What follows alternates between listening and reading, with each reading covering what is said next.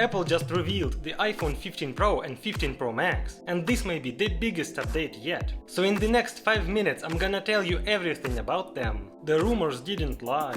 The new iPhones have a new design and are made of grade 5 titanium. They are lighter and more durable than previous iPhones.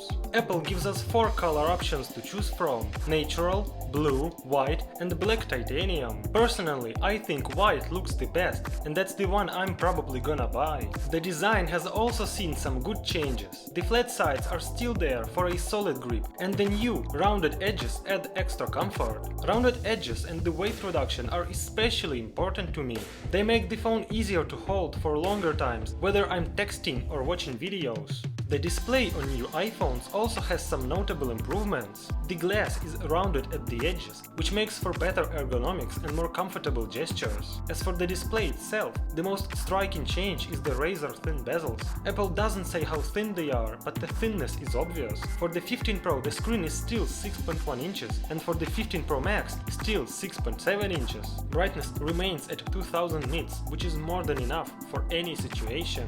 The ProMotion is still there, offering the same 120Hz refresh rate. We weren't expecting any changes here anyways. The dynamic island was left basically untouched. It has the same size, houses the same sensors, and should perform exactly as on the 14 Pro. However, to me it looks out of place because of those super thin bezels. Also, the rumors were true. The mute switch is gone. Say hello to the action button. The action button can be fully customizable and can do many things. It can switch to silent mode, start a voice memo, turn on the dictation, and even open the camera. It adds a lot of functionality and I'm really excited to try it. And of course, the new iPhones have a Type-C port. The Pro iPhones support data transfer at up to 10 GB per second, which is 20 times faster than in all previous iPhones. And you can now use the same cable for your iPad, MacBook and even AirPods. But I'm most excited about the camera improvements. The changes in the cameras of the 15 Pro are more subtle, while the 15 Pro Max takes a huge leap. The main camera on both the iPhone 15 Pro and the 15 Pro Max retains the same 48 megapixel resolution, but the sensor itself has a better aperture, allowing more light to come in. This means better photos in all kinds of lighting. And this sensor also allows shooting photos at 3 different focal lengths: 24, 28 and 35mm. This is great for creative photography. What's more, new iPhones can shoot at 24 megapixels instead of 12 or 48. This means smaller file size with more details. The ultra-wide camera also has a new improved sensor with better aperture that gives slightly better low-light performance. When it comes to zoom capabilities, that's where the two models diverge the most. The iPhone 15 Pro maintains a 3x zoom camera with a 12 megapixel sensor. This sensor has been improved, especially for better performance in low-light conditions. There's also a 2x hybrid zoom option, which is pretty much the same as what we saw on the iPhone 14 Pro. Speaking of the Pro Max, it introduces a new 5x periscopic lens with optical stabilization.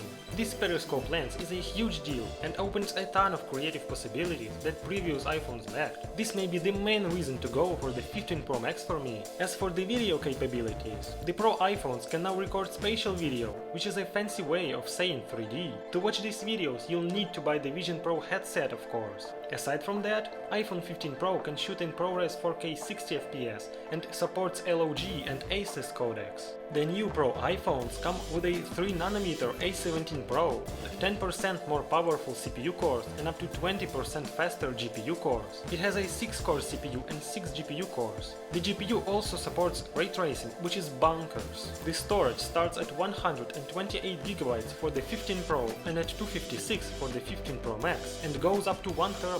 The ultra-wideband chip is also improved, offering more precise readings and using less energy. Wi-Fi has been upgraded to 6E, providing faster speeds and lower latency. Battery life, however, remains the same. Apple claims the iPhone 15 Pro lasts the same 23 hours as the 14 Pro, and the 15 Pro Max lasts just as long as its predecessor. The charging speeds also remain the same, up to 50% in 30 minutes. But the strangest change is the price. The iPhone 15 Pro starts at the same $1,000 as before, and the 15 Pro Max starts at $1,200, which is a $200 increase. These are officially the most expensive iPhones yet. I think the 15 Pro Max is the one to buy, but mainly because of the camera and smaller weight. But maybe the 15 Pro will be a better all-in-one device. Subscribe to see the full reviews. Bye!